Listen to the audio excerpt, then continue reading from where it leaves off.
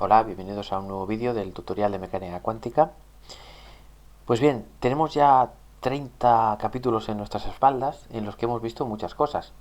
Hemos visto el Lagrangiano, la acción, los osciladores armónicos, el propagador, la función de onda, la ecuación de Schrödinger. O sea, hemos visto muchas cosas, ¿no?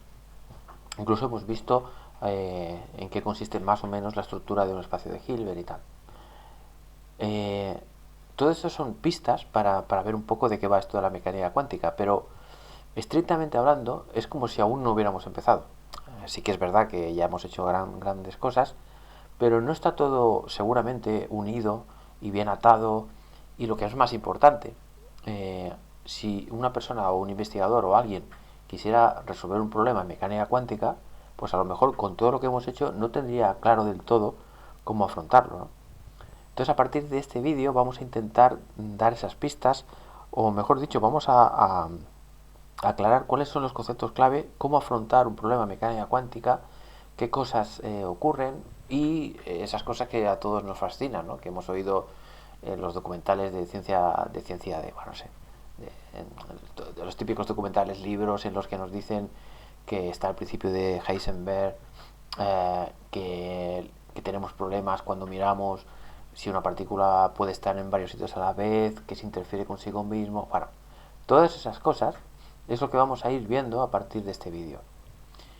Por lo tanto, empezamos la aventura y a pesar de que alguien pudiera decir, oye, ¿cómo es que empiezas la aventura a partir del vídeo 31 si llevamos 30 vídeos a nuestras espaldas?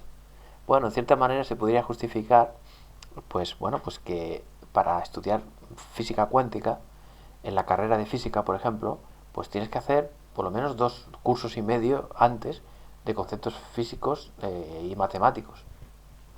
Y como nosotros nos lo estamos saltando así un poco a la torera, pues claro, por eso nos ha llevado un poco de trabajo llegar hasta aquí.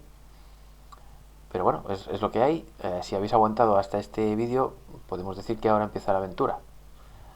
Muy bien, lo primero es que nos den un sistema, algo que trabajar. No sé, lo simbolizo de esta manera. Esto para nosotros va a ser un sistema. O sea, un trozo de mundo, si queréis. Un átomo o una región, lo que sea. De momento es algo un poco abstracto, pero enseguida iremos detallando. Entonces, este sistema, si es un sistema que se rige por las leyes de la cuántica, pues si queréis le podemos llamar sistema cuántico, por llamarle de alguna manera.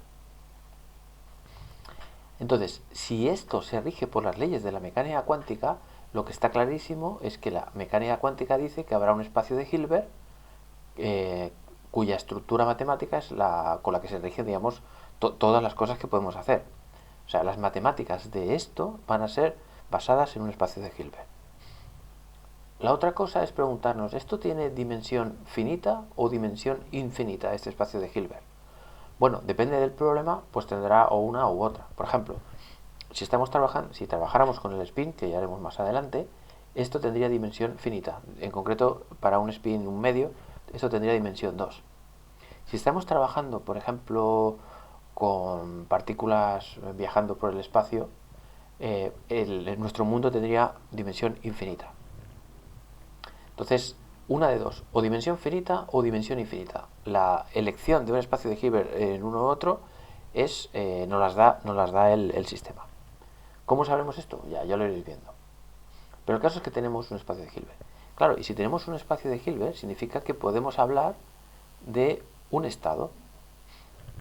Entonces, este objeto de aquí, que hemos dicho que es una función de onda, o un ket, o un vector del espacio de Hilbert, o lo que queráis, esto, en un momento dado, si nosotros damos esto, estamos definiendo nuestro mundo, nuestro sistema, con esta función de onda. Y esto lo que viene a decir, y si la damos en un tiempo concreto, por ejemplo, yo que sé, en el tiempo cero, por decir algo,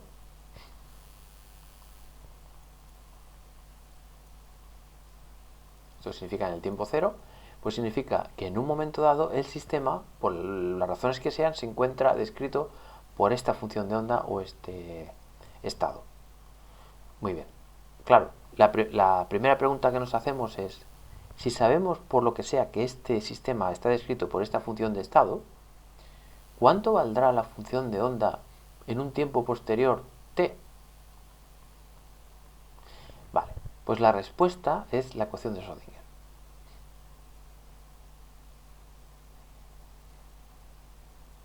Porque la ecuación de Schrödinger es lo que se llama muchas veces la dinámica del sistema. Es decir, conocido el sistema en un tiempo el que sea, saber cómo se va a encontrar el sistema en un tiempo posterior se llama dinámica. Y si estamos en mecánica cuántica, la respuesta nos la da la ecuación de Schrödinger. Entonces, os recuerdo que la ecuación de Schrödinger venía a decir que, aparte de este factor I por h barra, la derivada con respecto al tiempo de nuestro estado ha de ser igual a h multiplicado por nuestro estado. ¿Qué es h? Vale, pues h ya le pongo el nombre que tiene, es lo que se llama el hamiltoniano.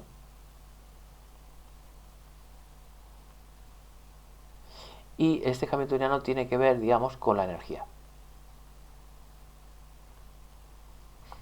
¿Vale? Esto ya lo hemos ido viendo y no debería sorprendernos mucho porque, bueno, ha salido de forma natural en los vídeos anteriores, ¿no?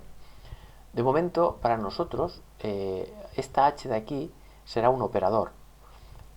Acordaos que el operador era un objeto matemático tal que cuando actuaba sobre un vector nos devuelve otro vector. Por lo tanto, esto sería la definición así sencilla de un operador actuando en un espacio de Hilbert. Por lo tanto, lo que digo, el operador esté actuando sobre cualquier función de onda, por ejemplo esta, pues nos dará otra. No sé, por ejemplo esta. Pongo nombres raros, pero lo que sea. Aquello que os dije en el vídeo anterior o el otro, ahora no me acuerdo, que un operador actuando sobre un coche tiene que dar un coche. Bueno, pues un operador que actúa en el espacio de Hilbert, actuando sobre un vector del espacio de Hilbert, tiene que dar otro vector y ambos pertenecen al mismo espacio de Hilbert. Este operador es, como todos los operadores en mecánica cuántica, o casi todos, o la gran mayoría, es lineal.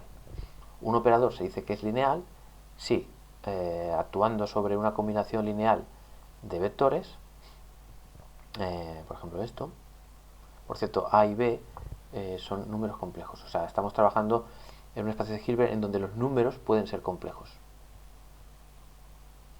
Vale, pues se dice que un operador es lineal si cumple que esto es exactamente lo mismo que esto.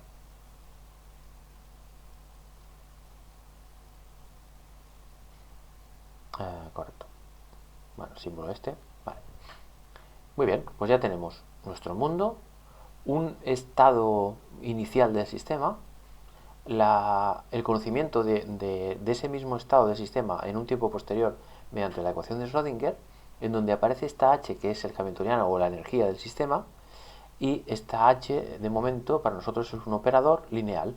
Un operador significa que transforma vectores en vectores y lineal que cumple esta propiedad.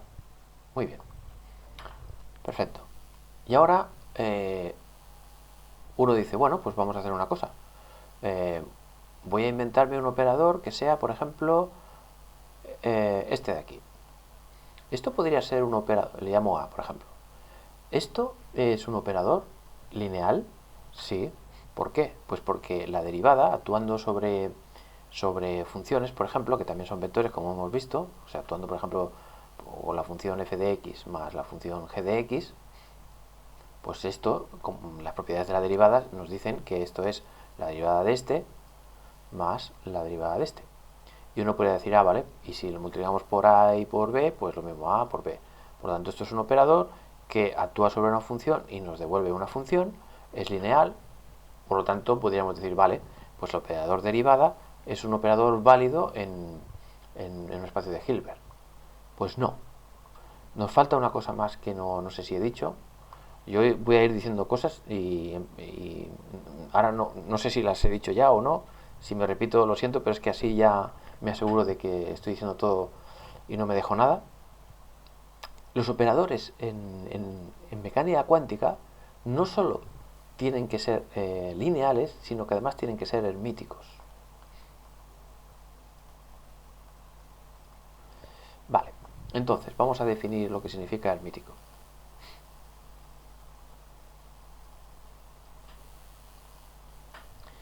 A ver, vamos a ver, ¿qué letra le pongo yo a esto? bueno, A mismo. A es un operador hermítico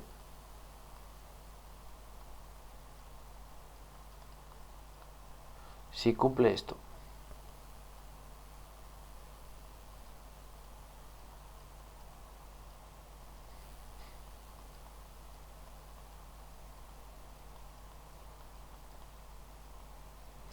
Donde este símbolo, acordaos que esto era el producto escalar, ¿vale? Esto ya entra dentro, digamos, de la definición de espacio de Hilbert. Un espacio de Hilbert ya tiene incorporado un producto escalar, es decir, cómo multiplicar vectores. Pues entonces, para que un operador sea hermítico, tiene que pasar esto, que cuando el operador este actúe sobre un vector cualquiera y hagamos el producto escalar con este, y el número que obtengamos hagamos el conjugado, tiene que ser la misma cosa que si hubiéramos actuado A sobre el vector este U de la derecha, aquí, y después hacer el producto escalar con B. Alguien podría decir, bueno, ¿y esto qué relevancia tiene? Pues es muy importante la relevancia porque quiere decir que si tenemos que A es un operador hermítico, entonces resulta que pasa una cosa importantísima, que es que se puede diagonalizar y pasan dos cosas. Una, que los valores propios de ese operador son reales, o sea, números reales, y que los vectores propios son ortogonales. Ortogonales. Y lo que es aún más importante, esto es importantísimo. Si tenemos un espacio de Hilbert y tenemos un operador hermítico, el que sea, nos lo inventamos, dentro de este espacio nos inventamos un operador, y resulta que es hermítico, quiere decir que podemos asociar un observable.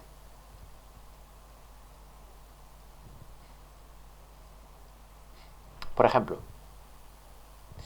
el operador H, este de aquí, no lo he demostrado, pero ya lo haré. Este operador H siempre va a ser hermítico.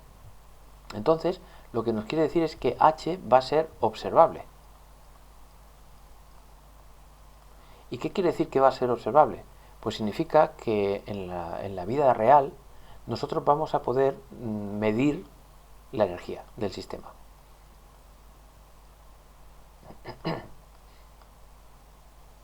Es decir, cualquier operador que no sea hermítico no se puede observar. O sea que toda aspiración humana para medir algo, alguna magnitud en un sistema cuántico, digamos, necesita de la existencia de un operador asociado a esa medida que sea hermítico, para que pueda ser un observable. Esto es un concepto crucial. Entonces, voy a demostraros ahora que este operador no es hermítico, ¿vale? Como primer ejemplo, para que veáis un poco cómo se maneja esto.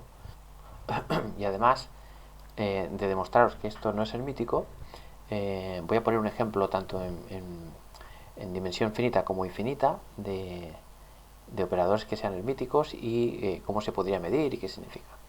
Vamos a ver. Muy bien. Para ver si es hermítico, lo que tenemos que hacer es, primero, saber a qué tipo de cosas, sobre qué tipo de cosas actúa esto. Esto actúa sobre funciones. Entonces, como actúa sobre funciones, necesariamente nuestro espacio de Hilbert va a ser de dimensión infinita. Ya veréis por qué. Entonces, vamos a coger... vale, y el producto escalar, cuando estamos en un espacio de Hilbert de dimensión infinita, se define, como ya he dicho en vídeos anteriores, como la integral de menos infinito hasta infinito de esta función conjugada por esta función sin conjugar. Muy bien. Entonces, ¿qué tiene que pasar para que esto fuera hermítico? Bueno, pues nos tiene que pasar que f, este operador, y g, cuando le cambiamos por el conjugado, tiene que ser exactamente lo mismo que esto. Si no lo es, no es hermítico. Vale, vamos a calcular primero esto. Esto de aquí será la integral de f de x g y todo esto conjugado. Bueno, nos estamos preguntando esto, voy a poner aquí un interrogante. Nos estamos preguntando si esto es lo mismo que esto. Vale. Esta cosa de aquí es, bueno, por la regla de integración por partes, podemos ver que esto va a ser fg menos g f'. ¿Vale? Esto lo podéis ver en el capítulo 1, ¿vale? De este tutorial. O sea, muy rápido porque se supone que esto ya lo hemos hecho. Y si no, podéis revisar en el capítulo 1 de esta serie cómo va esto de la integración por partes. Muy bien, y como esto está entre menos infinito e infinito, pues esto lo mismo, entre menos infinito, infinito, etc. Muy bien. Y recordad que las funciones con las que vamos a tratar son de cuadrado integrable, que significaba que el cuadrado se puede... el cuadrado de estas funciones no solo no es infinito, sino que da 1. Y además que las funciones, tanto en el menos infinito como en el infinito, se vuelven 0. F, G y todas las funciones pertenecientes a este espacio. Por lo tanto, esto se va y nos queda, bueno, pues menos G, la derivada con respecto de X de F.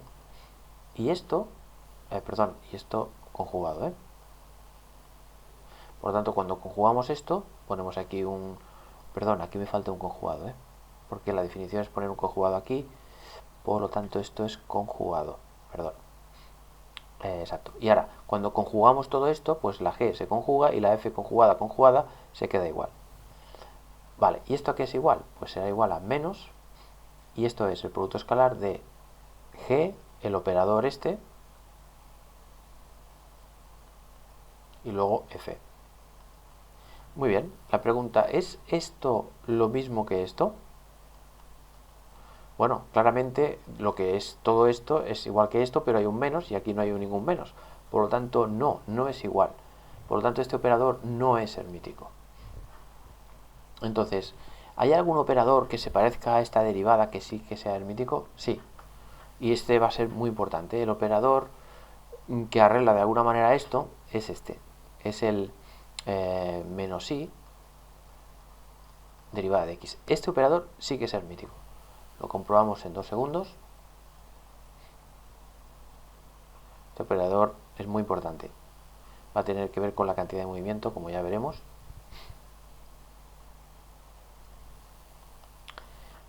Vamos para allá. Vamos a poner f menos i derivada g. Y esto habrá que conjugar, o sea que vamos para allá. Esto será el menos i, lo dejo aquí fuera de la integral porque es una constante, nos va a quedar f conjugado, la derivada de g, y esto va a ser por la integración por partes, este primer factor que va a ser 0, y después tendremos el menos i, pero con el menos de la integral es un más, y nos queda f asterisco prima por g. Y todo esto asterisco. Entonces, vamos a hacer el conjugado de todo esto. Entonces, el conjugado de i es menos i. El conjugado de este señor va a ser este, sin el asterisco. Y luego tendremos el asterisco de este. Esto, si lo expresamos, por ejemplo, como esto es una multiplicación, se puede poner primero este aquí y este aquí. Por lo tanto, esto podemos expresarlo como g asterisco. Entramos de nuevo el menos i aquí dentro de la integral. Esto es la derivada, perfecto, de f. ¿Y esto qué es? Pues es el producto escalar de g, de esta cosa, y f. Por lo tanto, ¿es esto igual que g menos i no sé qué f? Que era la pregunta, para que esto fuera, para que el operador este sea este, ahora estoy hablando de este. Para que este operador sea hermítico, esto tiene que dar igual a esto. Y vemos que efectivamente da lo mismo. Por lo tanto, nos ponemos contentos y hemos encontrado nuestro primer operador hermítico, este de aquí. Así que esto lo almacenaremos en algún sitio. Bueno, esto que sea lineal lo hemos hecho varias veces, ya sabemos lo que hay. Así que apunto que hemos encontrado nuestro primer operador hermítico. Esto será un ejemplo en espacio de Hilbert de dimensión infinita y hemos encontrado que este es hermítico. Muy bien. O sea, derivar, pero multiplicando por menos i, es hermítico. Fantástico. Muy bien, y ahora vamos a poner un ejemplo en un espacio de Hilbert de dimensión 2, un ejemplo de de un operador hermítico. Vale, como estamos en un espacio de dimensión 2, entonces los operadores se pueden poner de forma matricial. Esto ya lo hemos dicho en algún que otro vídeo. Y no sé, por ejemplo, voy a poner que esto es el 2, esto y menos i. O sea, esta forma no puede ser cualquiera, ya me lo estoy inventando de forma que sea hermítico, ¿vale? Eh, ¿Cómo lo sé? Ya lo veréis. La cuestión es que vamos a demostrar que esto es hermítico y por lo tanto tenemos que calcular por un lado si esto le llamo a esta matriz, a este operador, tenemos que calcular esto, luego hacer el conjugado y comprobar que sea lo mismo que primero hacer el VA y luego U. Muy bien. Vamos a inventarnos el U como un vector, por ejemplo, el AB, donde A y B son números complejos, y esto un vector cualquiera, CD, donde también C y D son números complejos. Vamos a hacer esto. U, el dual de U es este de aquí, o el traspuesto conjugado sería este. Acordaos que cuando tenemos que ponerlo esto, cuando está en forma de columna es así, pero cuando está en forma de fila, en su dual hay que poner los conjugados. Vale, luego tenemos el vector, ahí el operador A, muy bien, y después tenemos el V que es CD. Perfecto. ¿Y esto qué va a dar? Pues 2C y D, 2C más ID y menos IC más 2D.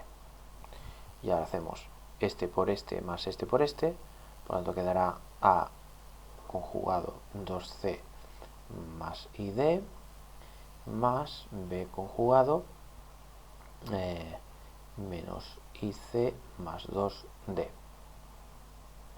Perfecto. Esto es esto de aquí, pero ahora tenemos que conjugarlo. Por lo tanto, todo esto conjugado, pues va a ser quitar el conjugado de aquí, quitar esta más i y ponerle un menos, o sea que es cambiar la i por menos i, pero el c ahora pasa a ser conjugado, el d pasa a ser conjugado, luego estos pasan a ser conjugados y esto es un más y esto pasa a ser sin conjugar, ¿vale? O sea, esa es la regla. Para conjugar algo es todo aquello que esté, o sea, todas las letras que aparezcan hay que conjugarlas y todas aquellas i's que aparezcan pues se cambian por menos i, ¿vale? Esto sería la regla. Muy bien. Y entonces esto, si lo arreglamos un poco más, quedará 2ac conjugado menos iad conjugado más ibc conjugado más 2bd conjugado. Muy bien, vamos a calcular esto y vamos a comprobar que da lo mismo que esto. Muy bien. V es CD. Perfecto. Vamos a ver dónde estás A. A es esto. Muy bien. Y luego la U es AB. Vale, ¿esto de aquí qué es? 2A más IB menos IA más 2B. Y ahora este por este y este por este. Entonces tendremos C asterisco 2A más IB y este por este. D asterisco por menos IA más 2B. Por lo tanto, todo esto va a ser igual a 2AC asterisco más IBC asterisco menos IAD asterisco más 2BD asterisco. Vamos a ver. 2AC asterisco, 2AC asterisco. IBC asterisco, IBC asterisco, menos i a de no sé qué, menos i no sé cuánto, no sé qué y no sé cuánto. Perfecto, cumple. Así que este operador es un operador hermítico. O sea que en nuestro mundo cuántico de dos dimensiones, esta cosa es observable. Sé que suena muy raro lo que estoy diciendo, pero, o sea, pero es que así es como ocurre, o sea, es que esto es una cosa tan fascinante que no sé ni cómo decirlo ahora porque es un poco abstracto, pero lo que quiero decir es que si vosotros, por ejemplo, imaginad que, mira, voy a poner un ejemplo, imaginad que vuestro sistema consiste en el spin de un electrón, que es un mundo de dos dimensiones, el spin de un electrón como ya veremos. Por lo tanto, como es un mundo de dos dimensiones, el que describe el spin, esta matriz de aquí seguro que corresponde a un observable que tiene que ver con el spin. Por lo tanto, podremos inventarnos, en teoría o en principio, algún experimento para medir una magnitud que le podemos llamar A, que tiene que ver con el spin o con algo parecido al spin, porque estamos en el mundo del spin, de un electrón. Entonces, lo curioso es que los valores propios de esta matriz son los posibles valores que puede dar la naturaleza al medir la magnitud A. ¿Vale? Pero eso ya entraremos después.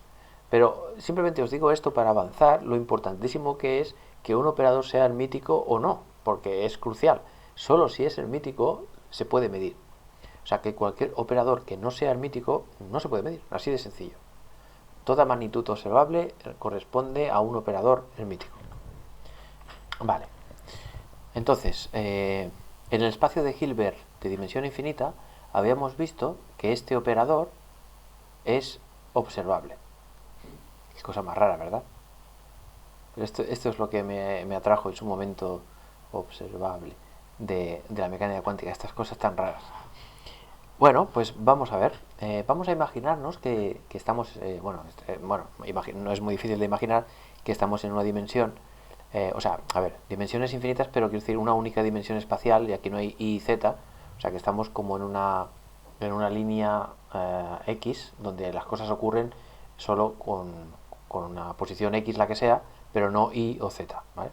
Pero las mismas ideas que hagamos aquí valdrán para un mundo tridimensional. Muy bien. Por lo tanto, en nuestro espacio de dimensión infinita, por cierto, ¿por qué digo dimensión infinita? Pues porque estamos trabajando con funciones. Y las funciones tienen dimensión, viven en un mundo de dimensión infinita.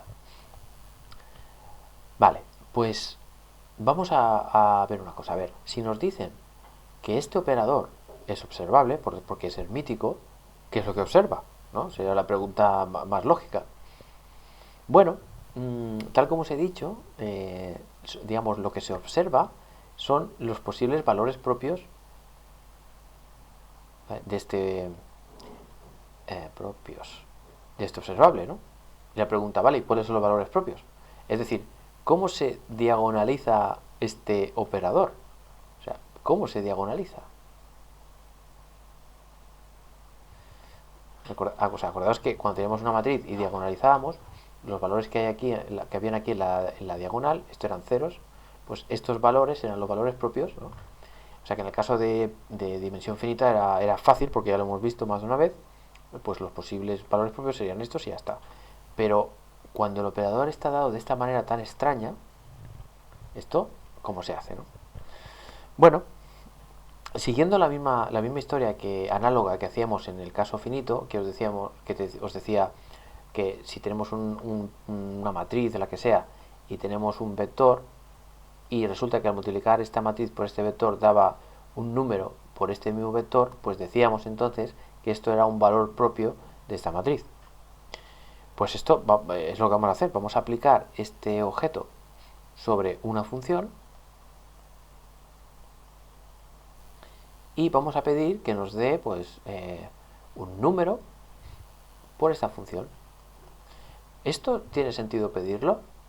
Sí, porque hemos visto que este operador es hermítico y hay un teorema que dice que si un operador es hermítico no solo va a pasar esto, sino que además estos valores van a ser ¿cómo se llama?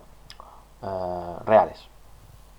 Muy bien, esto es una ecuación diferencial bastante fácil de hacer, que es que cuál es la función que derivada una sola vez da más o menos ella misma. Claro, esto claramente tiene que ver con la exponencial. De hecho, una cierta constante b, que no sé, mira, para que no se confunda con un operador, le voy a poner, no sé, b minúscula. Esto es una constante cualquiera que no sabemos cuánto vale, multiplicado por la exponencial. Porque la exponencial derivada una sola vez da ella misma. Bueno, derivada 500 veces, pero es la exponencial la que cumple este tipo de cosas. Lo que pasa es que aquí hay unas constantes, menos i, lambda y no sé qué, así que déjame ponerlo esto de una forma más amigable. Esto lo pongo como la derivada igual a el menos i pasa aquí. Entonces ya sabéis que la menos i puede subir arriba cambiando de signo, o sea que es i lambda, y tenemos que se tiene que cumplir esto, ¿no? Por lo tanto, esta función no es exactamente la que cumple esta ecuación, sino si ponemos esto de aquí. Si ponemos i por lambda, sí que va a ser, porque si derivamos esta función, pues va a dar b por e a la i lambda x por la derivada de esto con respecto de x, que es i lambda. Y como todo esto le hemos llamado esto, pues esta ecuación nos queda que la derivada es igual a i lambda por la misma función, o sea, esto. Es decir, que esta cosa de aquí es una función propia de este operador. Así de fácil. Y los valores propios son estas cosas. Muy bien, voy a dejar esto por aquí apuntado. Vamos a ver. Bueno, borro. Pues ya está apuntado aquí. Vale. Por tanto, este operador tiene estas funciones propias. Y fijaos que he puesto aquí una etiqueta lambda, como diciendo que, por ejemplo, si aquí pusiera, por ejemplo, un 3, pues entonces quiere decir que esta función sería una función propia de valor propio 3, ¿vale? Porque quiere decir ahí tantas funciones propias como lambdas que nos inventemos.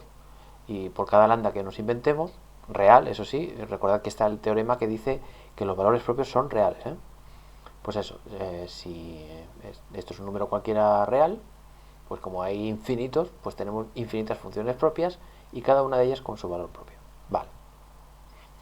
Entonces, acto seguido nos preguntamos, vale, muy bien, acepto esto como cosa matemática, que si estoy en un mundo de una dimensión espacial y tengo por ahí una partícula por ahí que está haciendo el tonto o lo que sea, y nuestro espacio de Hilbert es de dimensión infinita y toda la historia, tenemos este operador que se puede observar. Pero, ¿qué es lo que observa con respecto a esta partícula? O sea, ¿qué está observando esto? ¿Qué es este número, no? Bien, pues la historia es que cuando nosotros tenemos esta estructura de funciones propias y valores propios, lo que podemos hacer o decir es que para cada, digamos, operador, nosotros podemos construir uno que sea, ¿cómo decirlo?, proporcional a este operador y dotarlo de unas unidades para que nos dé lo que queramos hacer. A ver, esto es un poco raro, a ver si lo explico bien. Lo voy a decir de otra manera. A ver, si una partícula se puede mover en cualquier y tomar cualquier posición x, y alguien descubre, hey, he encontrado un operador observable, o sea, un hermítico. Entonces, la pregunta que hay que hacerse después, esto porque es muy fácil, pero en otras ocasiones, cuando estemos con situaciones mucho más complejas, en la que encontrar un operador hermítico sea tarea muy difícil, cada vez que alguien diga que ha encontrado un operador hermítico sobre este espacio, automáticamente hay que hacerse la pregunta, ¿qué significa lo que está observando? ¿Tiene algún sentido o físico relevante? ¿Sirve para algo? ¿Es algo que es parecido a lo que ya veníamos sabiendo de la física clásica de Newton? Bueno, como veréis, hay operadores que tienen un lazo muy estrecho con cosas o magnitudes que vienen de la mecánica clásica de Newton de toda la vida y otras que no. El ejemplo clásico es el spin. El spin no viene de ningún sitio, es una cosa totalmente nueva de la mecánica cuántica que ya hablaremos. Eh, pero hay otros operadores que tienen un análogo clásico y entonces resulta que este operador resulta que tiene un análogo clásico, o sea que se puede reinterpretar esta cosa como algo que viene de Newton. Fijaos, ¿cuál es el truco? A ver, el truco es el siguiente. Lo primero es, para tratar de identificar estas cosas, es saber qué unidades tiene esto. La y no tiene unidades y la única cosa que tiene unidades es la x. Por lo tanto, esto tiene unidades de 1 partido longitud. Muy bien. Luego, por otro lado, sabemos que estas funciones, como tiene una e elevado a no sé qué, nos recuerda instantáneamente aquello que hicimos en lo de las ondas de materia, que habíamos visto que una función, que a una partícula le podemos asociar una onda y que esta onda tenía esta pinta, e elevado a ver si lo digo bien, si me acuerdo, i e por t partido h barra, con un menos aquí, más i px partido h barra. Esto lo argumentamos en el capítulo de ondas de materia, que ahora no me acuerdo qué capítulo era. ¿Vale? Nosotros vimos esto. Por lo tanto, al ver esta cosa, estamos diciendo, hey, esta cosa de aquí tiene mucho que ver con esta parte, con la exponencial esta, ¿no? Por lo tanto, podemos decir, bueno, pues vamos a hacer una cosa, vamos a poner esta lambda, la vamos a llamar p partido h. A ver qué pasa, ¿no? Tomémoslo como un juego, de momento. Y decimos esta lambda, que puede ser cualquier cosa, vamos a reexpresarla de esta manera. No importa. Esto es un valor real, el que sea, y esto puede ser otro valor real, el que sea. Es decir, le estamos dando el peso, en vez de inventarnos una lambda, pues inventarnos una p. Ya sabemos que p tiene que ver con la cantidad de movimiento, pero de momento tomémoslo como un juego. ¿Qué pasa si redefinimos esta lambda así? Bueno, pues lo que veríamos es que esta función propia, cambiaríamos la lambda esta por una p, que es, digamos, la etiqueta. Esta b, de momento, ni idea de lo que es una constante que aún no sabemos qué es, que ya veremos. Y aquí, ¿qué nos quedaría? Pues e y la lambda es lo que hemos dicho, px partido h barra. Muy bien, pues vamos a jugar. Retomamos lo que habíamos visto antes, que era que menos i, o sea, que este operador actuando sobre esta función da lambda sobre esta misma función. Esto era lo que habíamos visto hace un segundo. Ahora reexpresamos lambda como p partido h, o sea que reescribimos esta ecuación como p partido h barra, y ahora pasamos esta h que está dividiendo al otro lado.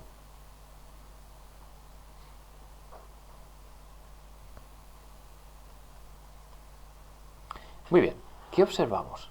Esto es una cosa alucinante. Lo que estamos observando es que este operador, bueno, lo primero es deciros que sigue siendo hermítico, porque cuando un operador que sea hermítico multiplicado por un número, sigue siendo hermítico, un número real, sigue siendo hermítico, por lo tanto esto sigue siendo hermítico. Pues vemos que este nuevo operador, que es muy parecido a este, salvo una constante, actuando sobre una función da un valor aquí propio por la misma función. O sea que, pero resulta que el operador este, sus valores propios son p, que son lo que podríamos decir o interpretar como la cantidad de movimiento o el momento de esta partícula.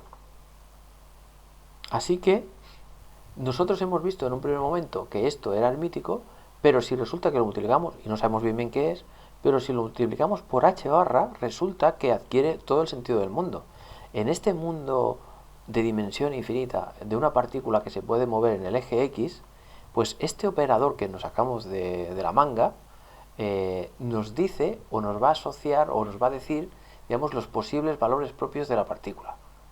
P, que en principio, como no tiene ninguna restricción, pues puede ser cualquiera, en principio, en este caso concreto. Y cuando decía lo de 1 partido L, pues fijaos, ahora al añadir h, vamos a ver h que... O sea, que vamos a comprobar que efectivamente esto tiene las dimensiones de momento, como tiene que ser. Veamos. Tendríamos h y luego una x aquí, por tanto tenemos las dimensiones de h, porque menos i no tiene dimensiones, y la x tiene dimensiones de 1 partido L, ¿no? Veamos, vamos a ver qué da todo esto. H barra tiene dimensiones de energía por tiempo. Y aquí tenemos la L. La energía, según los trucos que hemos visto en vídeos anteriores, de dimensiones tiene la masa, la longitud al cuadrado partido el tiempo al cuadrado. Así que lo sustituimos y nos queda masa, longitud al cuadrado partido tiempo al cuadrado. Aquí la T, aquí la L, se va una de estas L's se va una de estas t y nos queda ml partido t, es decir, masa por longitud entre tiempo, es decir, las unidades de la cantidad de movimiento. Por lo tanto, este operador tiene las unidades correctas. Y a esto se le bautiza como el operador momento. Y cumple lo siguiente, que el operador momento, actuando sobre una función propia de este operador, nos devuelve un valor propio que resulta ser la cantidad de movimiento asociada a esta partícula multiplicado por la función, por la propia función. O sea que en este contexto tenemos ya nuestro primer operador serio, observable, que es P, que tiene, pues eso, lo que acabo de decir, las funciones propias, que muchas veces en vez de llamarle así, se llama a esta cosa, ya veréis por qué, pero prefiero ponerlo tal como tiene que ser para que luego no haya confusión. Ya sé que esto aún no sabéis bien por qué lo estoy poniendo, pero dejémoslo como en suspense un momento de por qué pongo esto, solo por un momento. En vez de llamarle phi sub p, déjame llamarle así.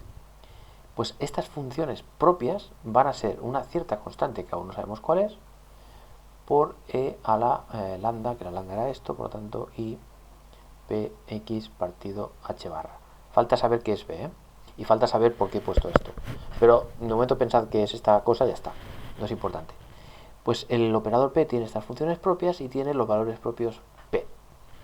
Perfecto. Y entonces lo que nos está diciendo la mecánica cuántica es que si trabajamos en este mundo, en principio, las cantidades de movimiento de una partícula se pueden medir. Este es el mensaje. Vale, pues he borrado y he apuntado esto aquí.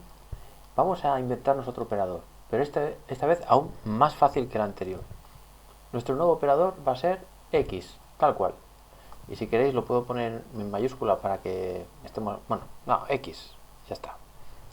¿Es esto un operador hermítico? Pues sí.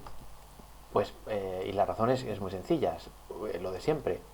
Si queremos saber si este operador es hermítico, lo que tenemos que hacer es esto. Nuevamente, ¿no? O sea, lo que ya hemos hecho varias veces. Y entonces, esto de aquí, ¿qué es? Es la integral f asterisco x g y luego haremos el asterisco este. Entonces, al hacer el asterisco nos queda el asterisco es sin o sea, el conjugado del conjugado de una función es ella misma. El conjugado de x, como es un número real, porque estamos hablando de esta x, pues se queda igual, y esta señora se queda conjugada, y como esto es una multiplicación normal y corriente, podemos reordenar los factores tranquilamente, y esto resulta ser pues el producto escalar de g operando, o sea, en medio el operador este x y f. Por lo tanto, comprobamos que esto es lo mismo que esto, o sea que este operador es hermítico. Muy bien.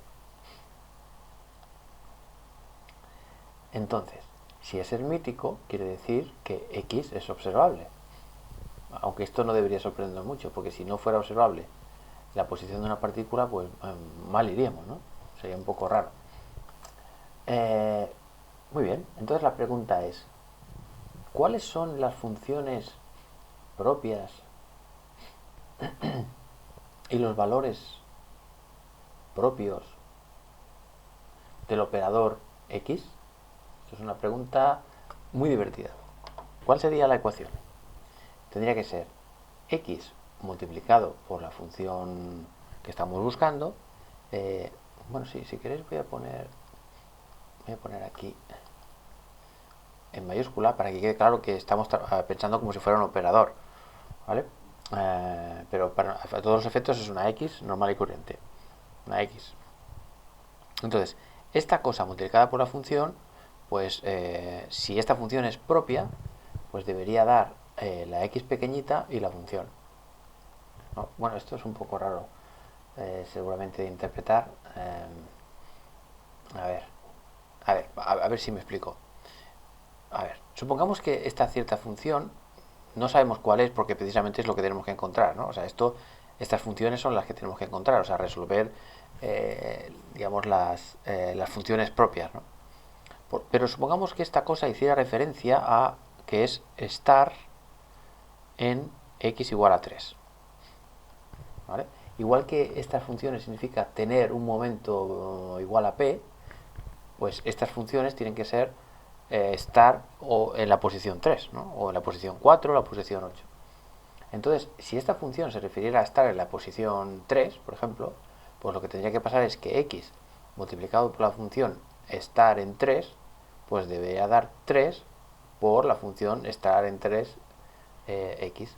Esto sería, querría decir que esta función es propia porque un operador multiplicado por esta función da un número por ella misma. Eso es lo que significa función propia. Y el valor propio pues daría 3. Vale. Pero si en vez de estar en 3 hubiera sido en 5, pues tendría que dar aquí pues 5. Muy bien. Claro, ¿qué tipo de funciones son estas? Bueno, para responder esta pregunta voy a hacerlo de forma aproximada para que veáis lo que quiero decir. Vamos a ver. Vamos a ver si me explico bien. Porque lo voy a hacer así con un argumento un poco esotérico. Muy bien. Esta función aún no sabemos cuál es, ¿de acuerdo? Pero supongamos que esta función va a ser una cosa que en torno a 3 vale más o menos, no sé, por ejemplo, suponed que esto vale, pues yo qué sé, por ejemplo, de grosor 0,1 y de altura pues 10. Vale. O sea que la función amarilla esta es una cosa que vale 0 todo el rato y 0,05 a la izquierda sube, luego hay un grosor de 0,1 y baja 10 unidades y vuelve a ser 0. Muy bien. Esta cosa, ¿qué área tiene? Pues el área que tiene es la base, que es 0,1 por la altura, que es 10, o sea que el área que tiene esta cosa es 1. Muy bien. Ahora esta cosa vamos a multiplicarla por la función x.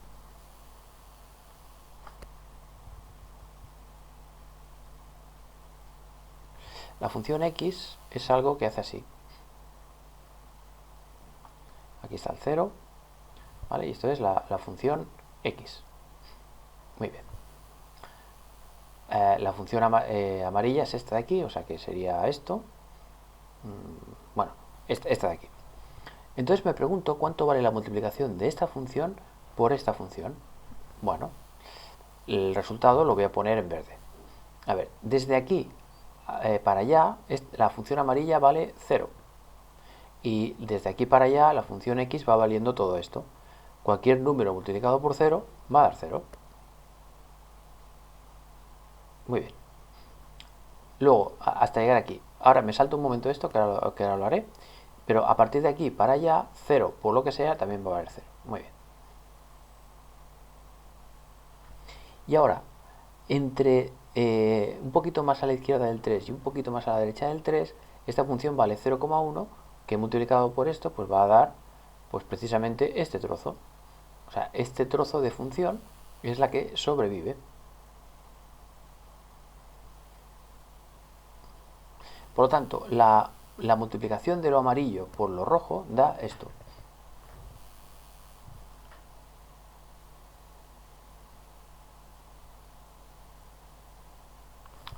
Anda que menudas rectas, perdóname.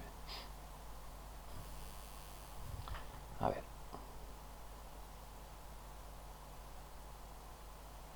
Bueno, se entiende, ¿no? Esto debería ser una recta y esto también.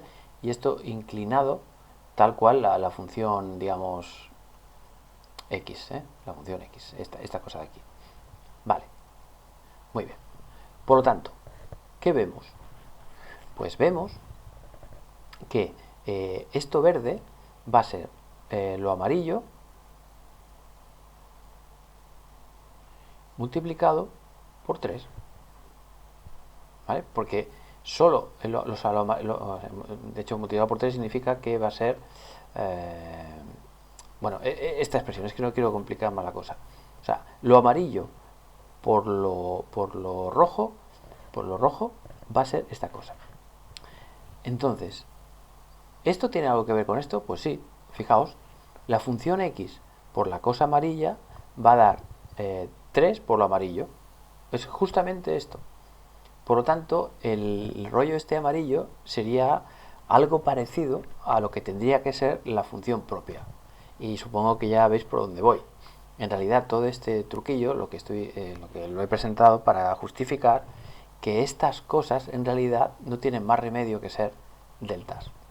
En este caso, como es la función estar en 3, significa la delta de x menos 3. Y lo mismo con esto, ¿eh? Y en este caso sería la delta de x menos 5. ¿Vale? O sea que lo que vemos es que el operador x, actuando sobre una delta, esta en concreto, lo que va a dar es 3 por la delta. Esto es lo que he intentado justificar. Ya sé que os dije que la delta se podía aproximar con la gaussiana, pero también se puede aproximar por esto, y me ha parecido más interesante aproximarlo con esto para que se vea un poco más fácil, ¿no? O sea, esto en esencia lo que viene a decir es que cuando tenemos lo que sea multiplicado por una delta, solo va a tener sentido hablar de lo que sea cerca del 3, ¿vale? Por eso aquí pongo un 3 porque es la única cosa que va a sobrevivir. ¿Vale? Esta sería, pues, entonces ya, digamos, son las funciones propias. Que claro, uno puede decir, hostia, pues vaya, ¿no? Porque resulta que las deltas no son funciones, ¿no? Pues vaya, efectivamente, es una... Por eso os dije en el capítulo anterior que en realidad los matemáticos estaban diciendo que teníamos que hablar de funciones generalizadas y tal. O sea que para nosotros el espacio de Hilbert de dimensión infinita, esto, van a ser las funciones de toda la vida de cuadrado integrable, eso que ya os dije, y también vamos a añadir como función así, entre comillas, la delta de Dirac y otra cosa que va a ser esto precisamente. O sea, estoy empezando precisamente las cosas claves de mecánica cuántica con las dos funciones que en teoría no son muy... No pertenecerían demasiado al espacio de Hilbert. Esta porque no es una función y esta es porque no es de cuadrado integrable. La integral de esto, si hiciéramos la integral de este señor al cuadrado, en términos infinito infinito, esto da infinito. Por lo tanto, empezamos aparentemente por un mal camino, ¿no? Bueno, por eso digo que, insisto, que la idea es que aparte de estas dos, todas las demás funciones van a ser de cuadrado integrable e incorporamos estas como casos especiales. Y ya veréis en qué casos y cómo se interpretan. Pero ahora no voy por ahí, sigo a lo que iba, que estas son ya por fin las funciones propias del operador X. O sea que lo borro y lo apunto.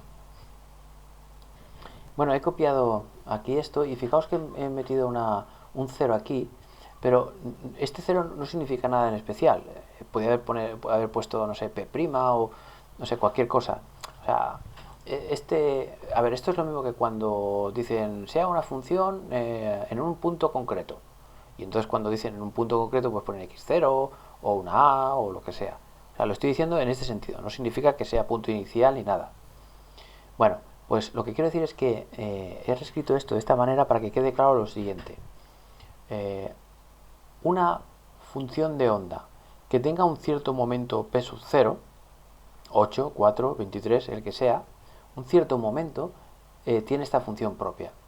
Y una función que signifique estar en un punto concreto x sub 0, 3, 8, 9, 43, es la delta centrada en el 3, 8, 49 o lo que sea. ¿Vale? Y su valor propio es el x0 y aquí el valor propio de esto es p sub 0. ¿Vale? Lo he puesto así con este 0 para que sea un poco todo simétrico. Pero no quiere decir nada de inicial ni nada. Solo es por ponerle una letra concreta. Lo de la x esta de aquí es precisamente lo que voy a empezar a explicar ahora. ¿Por qué pongo esta cosa x? ¿Vale? Podía no haberlo puesto, podía haber puesto el símbolo psi de px aquí y aquí podría haber puesto psi de x0x, ¿no? Podría haber puesto en vez de estas cosas, que también sería correcto. Pero es muchísimo más útil ponerlo de esta forma, como enseguida vais a ver. Eso es lo que voy a explicar ahora. Vale, vamos ahora al concepto de base. De base de un espacio vectorial o de un espacio de Hilbert. Vamos un momentito a R2 de toda la vida para que entendáis lo que quiero decir. Una base de R2 pues podría ser, por ejemplo, pues 1, 0 y 0, 1, ¿vale? Pero también podríamos decir que una base posible de R2 pues podría ser 1 partido raíz de 2, 1, 1 y 1 partido raíz de 2, 1 menos 1. Esto se puede demostrar que es una base. Esta base es ortonormal. ¿Por qué? Pues, bueno, y de hecho, esta también es ortonormal. ¿Por qué son ortonormales? Primero porque son perpendiculares estos vectores, estos también son perpendiculares, y normal porque esto mide, su módulo mide 1, esto también, esto también, esto también. Por eso son dos bases ortonormales. Entonces, en algún vídeo anterior, de hace ya mucho tiempo, en una galaxia muy lejana, vimos cómo se podía cambiar de base y tal. Entonces, voy a hacer una aproximación a eso que ya hicimos, pero lo voy a dejar aquí indicado para que veáis cómo se actuaría para cambiar de base en un espacio de estos así raros de dimensión infinita. Por eso lo voy a hacer. Así que prestemos atención a lo que voy a hacer. Vamos a suponer que estamos trabajando en R2 y que tengo un vector cualquiera, el que sea, que tiene pues yo que sé, una cierta componente en la base esta, ¿no?, del primer vector, 1, 0, más pues el b, 0, 1. Digamos que cualquier vector se puede expresar como una combinación lineal de la base. Hasta aquí nada nuevo. Pero también podría haber expresado esto como, pues, no sé cómo ponerle, prima, 1, 1, me falta el raíz de 2, que lo tenía que haber puesto aquí delante, pero bueno, da igual, más otro número b', el que sea, 1 partido raíz de 2, 1 menos 1. Estos dos números a y b son en general diferentes a estos dos números. Pero cuando hiciéramos todo esto poniendo b', a', b y a, lo que tengamos aquí tiene que ser exactamente igual que lo que tenemos aquí, porque estamos haciendo referencia a un vector único, el que sea. Y se dice que estas son las componentes del vector psi en la base canónica esta o lo que sea, esta de aquí, y se dice que a' y b' son las componentes del vector psi en esta base. Muy bien. ¿Qué relación hay entre a', b'? Vamos a hacer una cosa interesante. En vez de llamar 1, 0, 0, 1, vamos a llamar a estas cosas, por ejemplo, no sé, E1, E2, y a esto no sé cómo llamarle. Yo qué sé, S1 y S2, por llamarle, no sé, de alguna manera. Esto quiere decir que el señor este de aquí va a ser A E1 más B E2, y este señor también va a ser A' por S1 status, bueno, más B' S2. Vale, hasta aquí nada nuevo. Y ahora yo digo S1 tiene algún tipo de relación, ¿no?, con E1, como todo vector. O sea, porque este vector, vale, es un miembro de la base, pero este vector, por ser un vector, también se puede expresar como combinación lineal de esta base, ¿no?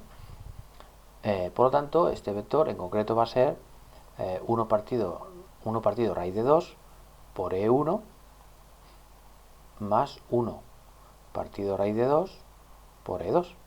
¿Vale? O sea, esto es lo que vemos aquí. Una vez, o sea, 1 partido raíz de 2 veces el vector E1 y 1 partido raíz de 2 veces el vector E2. Y el vector S2 es lo mismo, 1 partido raíz de 2 veces E1, pero aquí como hay un menos, pues va a ser un menos. 1 partido raíz de 2, pero con un menos, E2. Muy bien. Perfecto. Muy bien. Por lo tanto, si ahora nosotros, por ejemplo, calculamos... Ah, vale, sí, exacto. Lo que iba a decir. Si ahora cogemos estos señores y multiplicamos tanto aquí como aquí por ejemplo, E1, que eso siempre lo podemos hacer, el producto escalar, ¿qué nos va a dar? Pues 1 partido raíz de 2. Y ahora fijaos, el E1 este por este E1, al ser una base ortonormal, nos va a dar 1. Y el E1 por el E2, al ser ortogonales, va a dar 0. Por lo tanto, y si hubiéramos hecho lo mismo con el E2, perdón, estoy poniendo aquí psi, perdonadme, estoy hablando, perdonadme. Estoy hablando del S1, perdonadme. Vale, y por la misma razón, al multiplicar todo este señor por E2, este se va a ir y solo queda este, por lo tanto será 1 partido raíz de 2. O sea que, ¿qué vemos de aquí? Vemos que S1 es el 1 partido raíz de 2, este de aquí, pero lo expreso de esta manera. E1, S1, ¿vale? Es este número, este 1 partido raíz de 2, por E1, y este 1 partido raíz de 2, que es este, también lo expreso de esta manera. E2, S1 y el E2. Muy bien. Pero también podríamos hacer la misma historia con esto, multiplicando por E1 por E2, nos darían los números y haciendo algo análogo, podríamos perfectamente decir, bueno, pues S2 va a ser, estos E1 y estos E2 se van a quedar igual, esto estamos de acuerdo. Y este señor lo vamos a obtener al multiplicar este por E1, para que esto dé 1 y esto dé 0. Por lo tanto, aquí va a haber E1, pero ahora estamos con el vector S2, por tanto, en vez de S1 va a ser S2. Y aquí lo mismo. El E2, correcto. El S2, correcto. Y el E2, muy bien. Evidentemente esto va a dar menos 1 partido raíz de 2, ¿eh? O sea, no pongo el menos porque esto ya está incorporado aquí dentro. Y esto aún se puede resumir más. De forma compacta, fijaos cómo se puede expresar esto. Se puede poner que el vector S1 va a ser la suma desde n igual desde 1 hasta 2 de, fijaos, E1, perdón, E1, EN, perdón, exacto, ¿ves que aquí hay 1, 1, 1 y aquí hay 2, 1, 2? Entonces, fijaos, la suma va a ser, este 1 se va a quedar igual y la única suma que va a ser relevante es esto que primero vale 1 y luego esto que seguidamente vale 2 y sumado. Por tanto, pongo la suma esta y esto va a ser EN. La S1 se queda igual porque estamos hablando del S1. Y aquí va a haber E1 y E2, o sea, EN.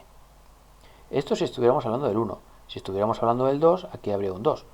Por lo tanto, puedo aquí perfectamente poner que si esto fuera SJ, pues aquí habría una J. O sea que todas estas ecuaciones se pueden resumir a esto. Pero si en vez de ser R2 fuera Rn, pues entonces aquí quiere decir que habría N y ya está. Y que estas J irían desde, en vez de 1 a 2, pues de 1 hasta N. O sea que así, de un plumazo, acabo de ver que la relación que hay entre dos elementos, o sea, perdón, dos bases, porque fijaos que aquí aparece solo la E y la S, no aparece la psi, ¿eh? O sea, estas son las ecuaciones que relacionan una base con otra. Ya sé que parece un poco raro que diga esto, pero es que estas cosas ya vais a ver que son bases y necesitamos saber la relación que hay una con otra para cambiar de base. Y que en física es importantísimo porque las bases aquí se llaman representaciones, representación de posiciones y representación de momentos, que seguro que os suena si habéis leído algo de mecánica cuántica, y la relación entre ellas es crucial, que además tiene que ver con la transforma de Fourier. Pero eso ahora vendrá. O sea, es decir, que si hago todo esto es porque es relevante, ¿eh? No es porque ahora... Bueno, también puede ser divertido, pero es que es además relevante. Bueno, en fin, en definitiva lo que vemos es que las cosas importantes aquí es que dado un vector cualquiera en una base, o sea, un vector cualquiera de la base, la que sea, la relación que tiene con vectores de otra base es esta, como habéis visto, ¿no?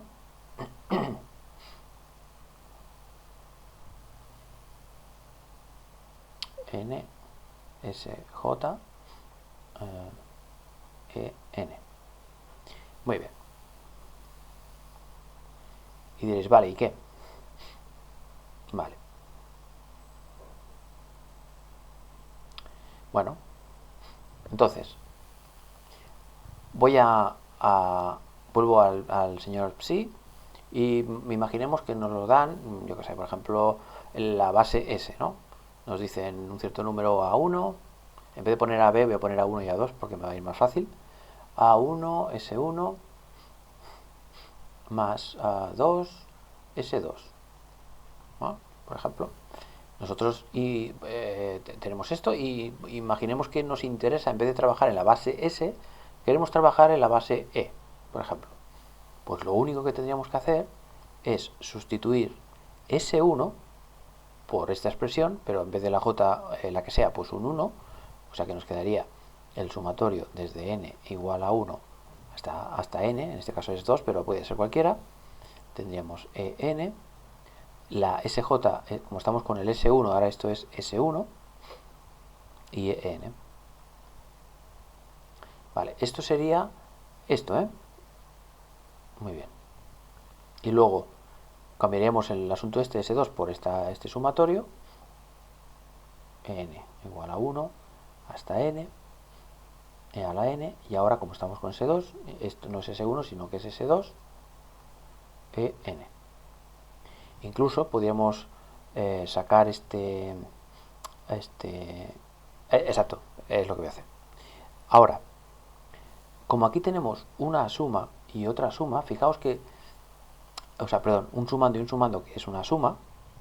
Por cierto, para ir bien, aquí tenemos que hacer puntos suspensivos, ¿vale? Como diciendo que podemos llegar hasta a n s n, es decir, porque he parado en 2 si fuera 2, pero si estamos en n, pues esto llega hasta n. Si n es 4, pues habría 4 vectores de la base. O sea que esto en realidad es una suma de n términos. Por lo tanto, si os fijáis, puedo expresar esta suma como otra suma más. O sea, fijaos que aquí hay un 1 y aquí hay un 1. Pero después va a haber un 2 y aquí un 2. Por lo tanto, puedo poner esto como una nueva suma, que ahora le voy a poner, por ejemplo, m, desde 1 hasta n, y va a ser a m, esta cosa, multiplicada por otro sumatorio, o sea, este de aquí, n igual a 1 hasta n, esto depende de n, o sea que se queda igual, y luego la s, esta cosa, que es esto de aquí, es lo que yo he llamado m, por lo tanto pondría m aquí, y aquí en. Perfecto. Y aún de forma aún más compacta, podemos sacar los dos sumatorios fuera, m igual a 1 hasta n, el sumatorio de n igual a 1 hasta n, y tendríamos a m e n s m e n. Aquí es donde quería llegar. Muy bien, aquí está apuntado, ¿vale? Os recuerdo, tenemos originalmente un estado psi que está expresado en la base S de aquí. Muy bien. Y hemos visto, con estos trapicheos que he hecho, que esto es exactamente lo mismo que, bueno, esto sobra, ya se sabe, es exactamente lo mismo que esto. Por lo tanto, esto en realidad es como un vector expresado en la base E. ¿Vale? Hasta aquí, muy bien. Pero supongamos ahora que la base S, los Sn estos, son, digamos, vectores propios de un cierto operador S. En nuestro caso, como estamos con un mundo de dimensión finita, pues esto sería una matriz. Y también supongamos que el vector, los vectores E, no sé cómo llamarles, mira, si queréis, como aquí hay una M, déjame ponerle M, aunque el índice da igual, pero bueno. Y los vectores En son vectores propios de una matriz E, por ejemplo. Como estos son vectores propios y queremos que estamos trabajando en mecánica cuántica, vamos a dar por hecho que, bueno, a ver, como estos son vectores propios, pero además son ortogonales, y como además vamos a querer que los valores propios de esta gente sean reales, y además queremos que todas las matrices que aparezcan sean observables, pues vamos a suponer que S y E son hermíticos. Muy bien. Perfecto. Entonces, lo que vengo a decir entonces es que un operador S, este operador S actuando sobre estos vectores propios, pues va a dar unos ciertos valores propios que no sé cómo llamarles. Alfa, por ejemplo. Alfa M. ¿Por qué M? Pues porque si el vector que cogemos aquí es el S1, pues dará un cierto valor propio alfa 1. Pero si esto es S2, pues dará otro valor propio alfa 2. O sea, para cada vector propio hay un valor propio. Y la misma cosa con esto. El operador E actuando sobre cada uno de estos vectores, va a dar pues otro valor propio. Muy bien. Fantástico. Entonces, ahora el truco es que lo que voy a hacer, ya digo que parece que me estoy desviando muchísimo del tema, pero de verdad os prometo que no me estoy desviando nada. Todo esto es necesario, muy necesario, para poder venir aquí y deciros lo que voy a hacer y por qué. Bueno, pues el truco interesante es que yo puedo coger el vector, el operador S y expresarlo de una forma súper curiosa que se llama, si queréis, esto se le llama descomposición espectral de un operador hermítico. Es un nombre un poco raro, pero bueno, es una chorrada, tampoco es muy complicado. O sea, si vemos que S cumple esto, pues podemos poner perfectamente la siguiente cosa. Alfa 1, S1, S1, más alfa 2, S2, S2, etcétera. Así hasta llegar a n, la dimensión del espacio. Si queréis vamos a hacerlo en dimensión 2 un momento para no liar tanto la cosa. Pensad que esto es dimensión n, 3, 8, 4, la dimensión que sea. Dejadme ponerlo momentáneamente como dimensión 2 para que no se líen tanto las ecuaciones, pero vale para cualquier dimensión finita. Vale, pues esto yo lo que afirmo es que es la expresión o una expresión alternativa al operador o a la matriz S que funciona perfectamente. ¿Cómo lo sé? Pues muy fácil, comprobándolo. ¿Qué tiene que pasar con S cuando le aplique el vector S1? Lo que tiene que pasar es que me tiene que dar alfa 1 por S1, eso está clarísimo. Veamos si con este truco pasa eso. Bueno, tendremos alfa 1, S1, S1, más alfa 2, S2, S2, y todo esto, que es S, lo multiplicamos por el vector S1. Veamos. S1 por S1, esto es el producto escalar de S1 por S1, que da 1. Por lo tanto, nos queda esto. Alfa 1 por S1. Bien. Pero, ¿qué da el producto escalar de S1 por S2 teniendo en cuenta que son vectores propios y por lo tanto son ortogonales? Pues esto da 0 y todo este término se va y queda esto, que es lo que tiene que dar. Vale. Y si lo hubiéramos hecho con S2 hubiera pasado lo mismo, pero es este el que sería y quedaría esto. Y con esto ya os he demostrado que efectivamente esto es una expresión válida. Igual que este también se puede poner de forma análoga. De hecho, cualquier operador hermítico se puede poner así. Se puede descomponer espectralmente de esta manera. Y nos dará que el operador E, de una forma parecida también se puede hacer en la dimensión infinita. Pues beta 1, E1, más beta 2, E2, tal. Vale, y una aclaración. Claro, nosotros estamos acostumbrados a ver pues el producto escalar de esta forma. Esto da un número y está. Pero, ¿qué significa esto? G y G, digamos, ¿no? Por ejemplo, estos vectores así puestos. Pues no significa nada más que lo que significa. Es decir, a ver, os pongo un ejemplo.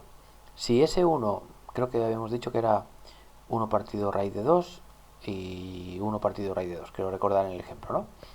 Bueno, pues vamos a ver qué sería S1 torcido. Pues sería transponer esto y conjugar. Como son dos números reales, se queda igual. Y por lo tanto queda 1 partido raíz de 2, 1 partido raíz de 2. Muy bien. Vamos a ver qué es S1, S1. Bueno, pues será, cogemos el señor este, que es esto de aquí, 1 partido raíz de 2, 1 partido raíz de 2, bien, y el señor este traspuesto es este, 1 partido raíz de 2, 1 partido raíz de 2. ¿Qué tipo de objeto es este? A ver, esto es una matriz de 2 filas por una columna. Esto es una matriz de una fila por 2 columnas. En el cálculo matricial se sabe que cuando este número y este número son iguales, significa que esto se puede multiplicar y el resultado es una cosa que es que tiene 2 filas y 2 columnas. Muy bien. Por tanto, el resultado de hacer esto es una matriz y será este número por este número, o sea, será 1 partido raíz de 2 por 1 partido raíz de 2, 1 partido raíz de 2 por 1 partido raíz de 2 y lo mismo, este por este y este por este. Muy bien. Por lo tanto, este señor es esta cosa. Así que la descomposición espectral del operador S pues será el valor propio este, el que sea, por un medio, un medio, un medio, un medio, más alfa 2 y lo que dé aquí. Con el mismo cálculo, pero con el vector S2. Y cuando se hace esto, este número por esto, más este número por esto, todo esto da una matriz, y recuperamos la matriz original que tendríamos y cuadra perfectamente. O sea, esto es otra manera de ponerlo. Muy bien. Entonces, ahora vamos a ver qué significa esta otra cosa.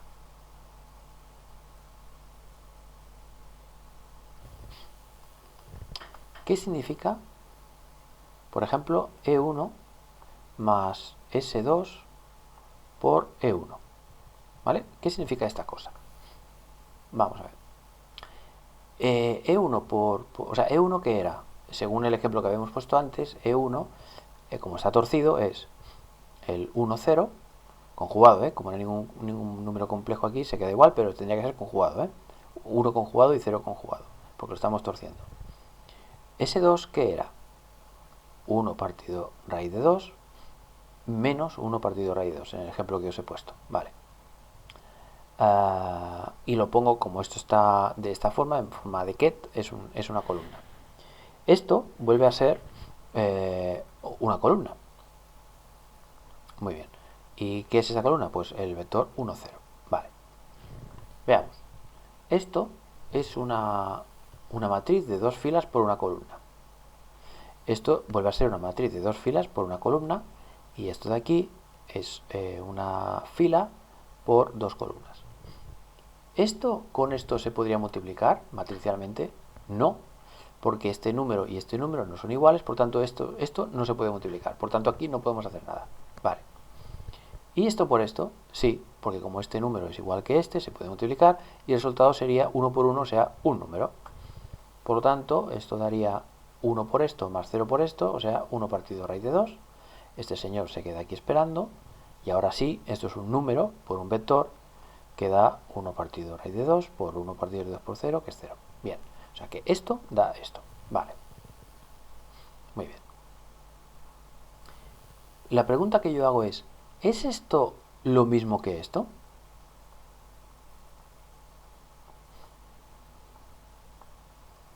Es decir, coger este señor, de alguna manera, desplazarlo aquí por toda nuestra jeta, ¿es esta operación la misma? Es decir, ¿va a dar exactamente lo mismo? Bueno, muy fácil, lo comprobamos. A ver, el E1 era este. 1, 0. El 1 el 1 lo pongo aquí otra vez, pero torcido. El S2 era 1 partido raíz de 2 menos 1 partido raíz de 2. Y lo mismo, esto es una fila por 2 columnas, estos son 2 filas por una columna y esto es 2 filas por una columna. Esto con esto no se puede multiplicar porque estos números no son iguales y estos dos sí, porque estos dos números son iguales y va a dar un número. ¿Qué número va a dar? Pues 1 por esto más esto por esto, o sea, 1 partido raíz de 2. Y este señor se queda aquí esperando. Cuando multiplicamos, pues voilà, nos da esto. Esto lo mismo. ¿Es casualidad? Es decir, ¿es casualidad que estos números han dado que esto sea igual? No, no es casualidad. Esto pasa siempre. Siempre. Siempre, siempre. ¿Vale? Entonces, como esto pasa siempre, voy a reexpresar esta cosa de aquí. Fijaos que esta estructura es la que tenemos aquí, ¿no? Pues voy a reexpresar esto de una forma muchísimo más sugerente. Borro. Vale. Tendremos que psi, que es igual al sumatorio de m's, cuando no se pone nada, y ya sabemos que va desde 1 hasta n, pues ya se entiende, cuando no se pone nada y no hay lugar a dudas, porque ya lo hemos puesto antes o porque queda claro, pues no sería un error, sería una forma de no escribir tanto, pero quiere decir en este contexto de 1 hasta n. Vale, pues el sumatorio este hemos visto que da todo esto. Pero ahora, utilizando el truco que acabo de decir, voy a reexpresar esto poniendo este señor en, poniéndolo aquí. Por lo tanto, vamos a tener en n, muy bien, y luego tenemos el sm. Vale, hasta aquí es justo lo que acabo de decir.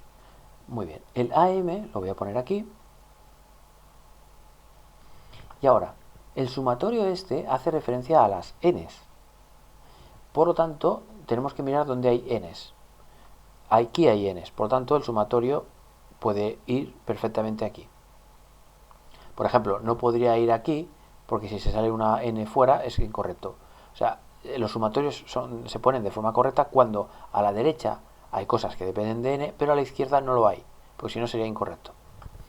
El sumatorio de las m's no tenemos más remedio que ponerlo aquí para que am esté a la derecha del sumatorio.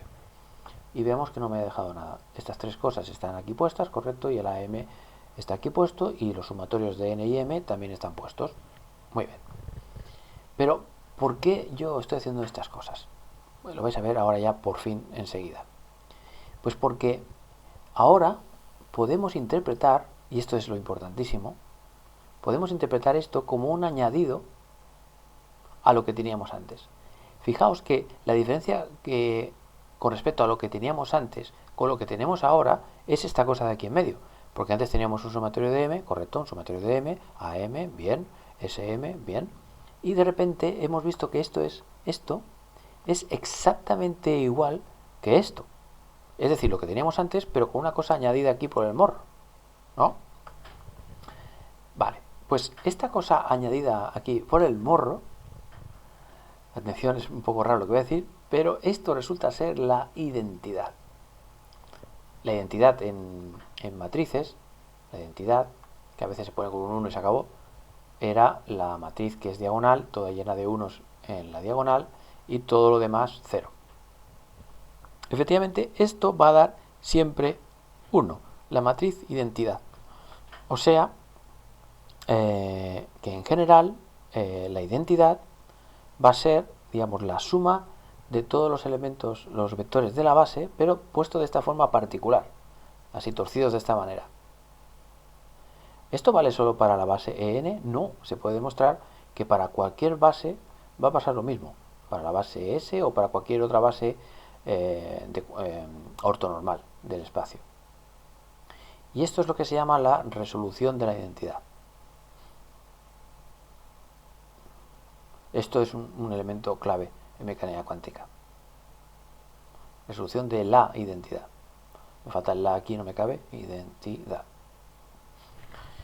Vale, o sea, moraleja de todo este asunto. O sea, la moraleja es que cuando tengáis un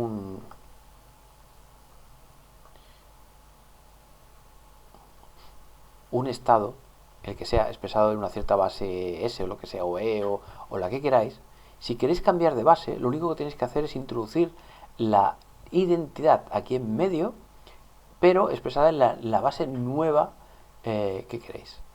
Este es el truco, para cambiar de base de forma así automática y sin pensar. ¿Vale?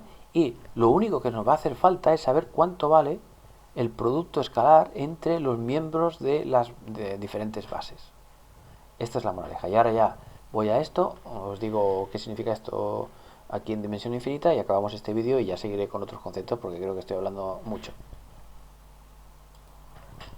Muy bien, he borrado esta parte porque era la función pero expresada en la base S y al final tenemos esto en la base nueva E. Y ahora, antes de ir ya con esto, un segundo que hago una cosa. Quiero preguntarme cuánto vale el producto escalar de EK, donde K es un 1, 2, 3, 4, lo que sea, sobre psi. Si multiplicamos el EK por todo esto, pasa por delante, o sea, transparente a esto, porque estos índices M y N no tienen nada que ver con este, que es algo fijo. Esto es un número, o sea, esto es otro número, por tanto llega hasta aquí. Y entonces tenemos el sumatorio para M, el sumatorio para N, AM, EN, SM, y tenemos aquí EK, EN. Vale, esto, si K es igual a N, esto vale 1, y si K no es N, vale 0 porque son ortonormales. O sea, esto digamos que es lo que se llama la delta de Kronecker. Que os la presento por primera vez. La delta de Kronecker simplemente es 1 cuando estos índices son iguales y 0 cuando son diferentes. Entonces, muy bien. Por lo tanto, de todos los posibles valores de n, solo va a sobrevivir el que valga igual a k. Por lo tanto, esta expresión es igual al sumatorio m, sigue intacto, pero el n desaparece porque vamos a cambiar todas las n's por la k. Así que queda am, k, sm y ya está. Perfecto. Muy bien. Vale, pues vamos a traducir esta ecuación, que era la que yo quería encontrar. Bueno, quería encontrar esta, pero luego a partir de esta de aquí, vamos a expresar esto, pero en función de estas cosas. A ver. Perfecto. Entonces, tenemos aquí un operador P, como es hermítico, resulta que existirán unas ciertas funciones P, de tal manera que este operador estas funciones son estas, pero voy a hacerlo en sentido abstracto. Este operador, cuando actúa sobre una función propia P, va a dar P por el vector propio P. Y el operador X, actuando sobre cualquier función propia de la posición, va a dar X por X. Muy bien. Entonces tenemos aquí dos bases, porque, no sé si lo he dicho, pero lo digo otra vez, por cada operador hermítico que tenemos unos vectores propios que forman una base ortonormal completa del sistema.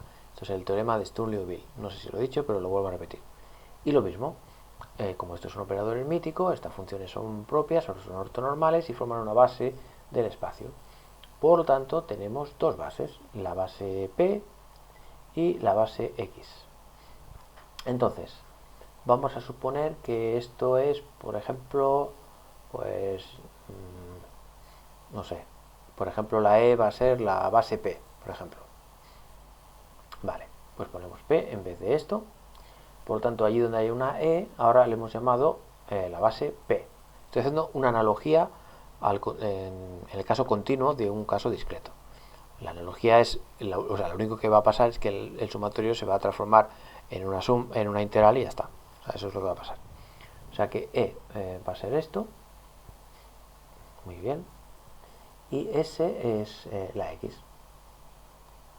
Y este sumatorio, que hace referencia a las m's, o sea, a esto, o sea, a la X, por lo tanto, diferencial de X, y es un sumatorio que recorre todos los elementos de la base, por lo tanto, en este caso, todos los elementos de la base es desde el menos infinito hasta el infinito, porque son todas las X posibles que puede haber. Y esto, ¿cómo se le puede llamar a esto? Bueno, la AM eran los coeficientes de, bueno, era esto, eran los coeficientes, digamos, de la combinación lineal de la suma de todos los posibles estados.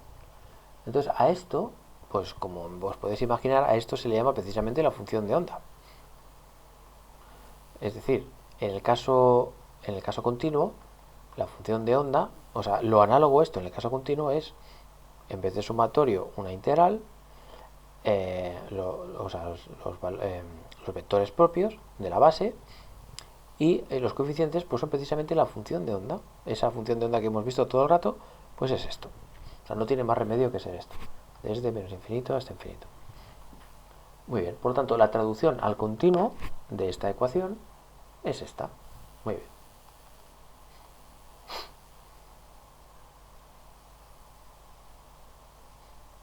Vale. Y ahora decimos, ¿esto qué es? Bueno, pues estos son los elementos de matriz, si queréis, o los productos escalares que hay entre los elementos de una base, o los vectores de una base, con los de otra base. Nosotros hemos visto que una de las bases es esto y otra base es esto de aquí. Vale, pero ¿por qué he añadido esta X misteriosa antes y he dicho que luego lo explico? Bueno, pues lo voy a explicar ahora. Aunque yo no lo he dicho cuando lo estaba haciendo, yo todo el rato he estado trabajando en la base X. Todo el rato lo he dicho. O sea, perdón, lo he hecho. sin decirlo, porque aún no habíamos introducido esto de las bases y tal. ¿Por qué sabía yo, o por qué podemos decir que yo estaba trabajando todo el rato en la base X? Pues porque en todo momento he considerado la X como un número normal y corriente, mientras que las P's en realidad ha sido como una especie de derivada, una cosa rara, digamos, ¿no? El menos i h barra, todo esto era como la P, el operador P, ¿no? Que esto no es un número, esto es una cosa rara.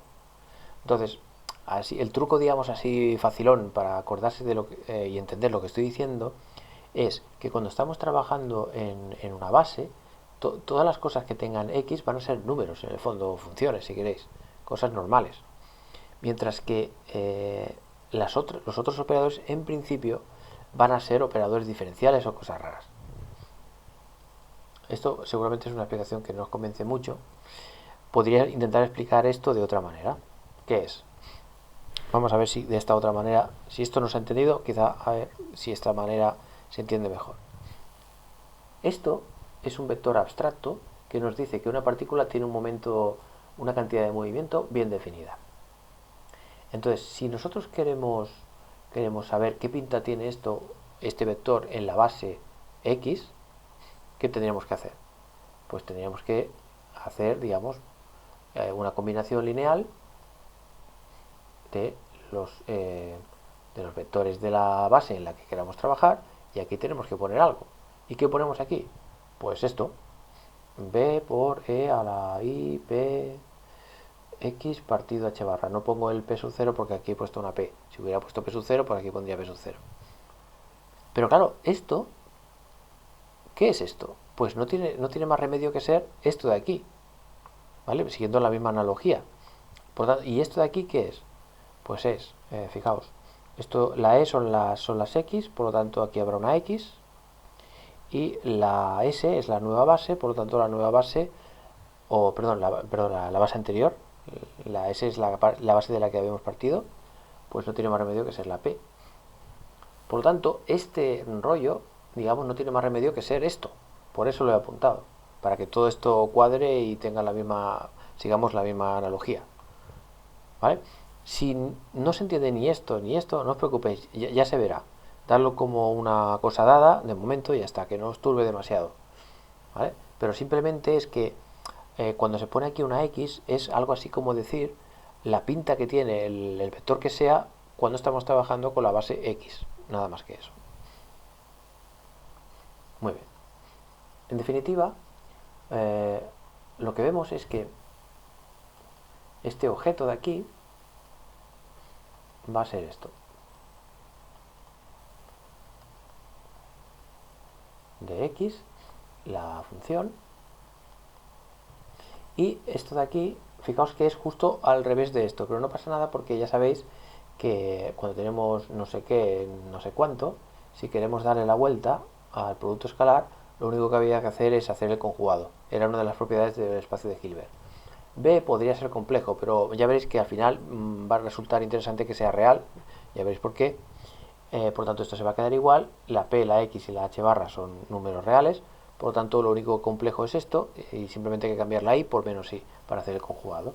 Por lo tanto, esta expresión es ni más ni menos que menos I px partido h barra.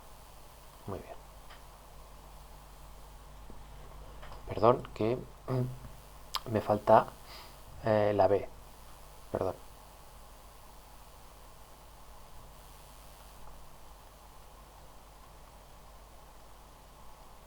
Muy bien. Ahora vamos a, en vez de hacerlo con P, vamos a hacerlo con X. Entonces, vamos a ver. Claro, he borrado ya el asunto, pero bueno, era lo que teníamos aquí. Ah, vale, no, si lo tengo aquí. Vale, perfecto. Vale, esto hemos dicho que era 1. Muy bien. Vale, pues vamos a reescribir esto, pero vamos a poner, en vez de que la E sea P, pues que sea X, porque esto vale para cualquier par de bases. Entonces, si la E ahora es X, vale, entonces, ¿qué tendremos? Por cierto, la N se había ido, perdonadme. Ay, perdón. ¿vale? Esto era lo que habíamos dicho, que cuando había una K aquí, entonces, bueno, a ver, que lo escribo bien, que lo he borrado. Un segundo. Esto quedaba así, ¿vale? El sumatorio desaparecía y aquí era lo de la delta de Kronecker y tal, bueno, o sea, quedaba esto. Muy bien, pues seguimos. La cuestión es que ahora la E va a ser la X, por lo tanto, este sumatorio que hace referencia a la M se refiere no a la E sino a la S, por lo tanto aquí será el sumatorio de las P's, bien. Esto se refiere a las P's, por lo tanto aquí vamos a poner una función que será diferente de esta y que va a depender de P, ¿vale? Porque ahora estamos hablando de una integral o un sumatorio integral de las variables P, por tanto lo que hay aquí no tiene por qué ser esto, serán otras cosas. Muy bien. Perfecto. Y luego, ¿qué tendremos? Vale. Entonces tendremos aquí la E, que habíamos dicho que eran las X, y las S, que habíamos dicho que eran, bueno, las P's, claro. Si uno son las X, otros son las P's. O sea que la traducción de esta fórmula al caso de que la base inicial, o sea que al revés de esto, tendría que ser esto por simetría. Esto de aquí es esto de aquí, por lo tanto xp, esta cosa, tendrá que ser b igualmente, y esto tal cual, y px h barra. Muy bien. Y ahora vamos a darnos cuenta de una cosa. Vamos a ver que esto es exactamente igual que esto. Para verlo, pues simplemente tenemos que hacer lo siguiente. Vamos a coger el estado psi y vamos a expresarlo en la base x. Entonces, para expresarlo en la base x, lo único que tenemos que hacer es proyectar este señor sobre esto. O si queréis, vamos a hacerlo con el tema de la resolución de entidad para practicar. Vamos a hacerlo así, que va a ser mejor. Cogemos simplemente el estado de este señor y vamos a poner aquí la resolución de la identidad. La resolución de la identidad, en nuestro caso ahora del continuo, será simplemente la integral de x desde menos infinito hasta infinito de los elementos de la base. O sea, siguiendo, digamos, la misma estructura que esta. Por lo tanto, introducimos esto aquí y tenemos x. Muy bien. ¿Y esto? ¿Qué es esto? Claro, bueno, esto de aquí lo podemos poner así, aquí, y es lo que habíamos dicho antes, que esto era, no sé si lo he dicho antes o no, pero esto de aquí no tiene más remedio que ser los coeficientes de psi en la base x, y esto por definición se llama la función de onda.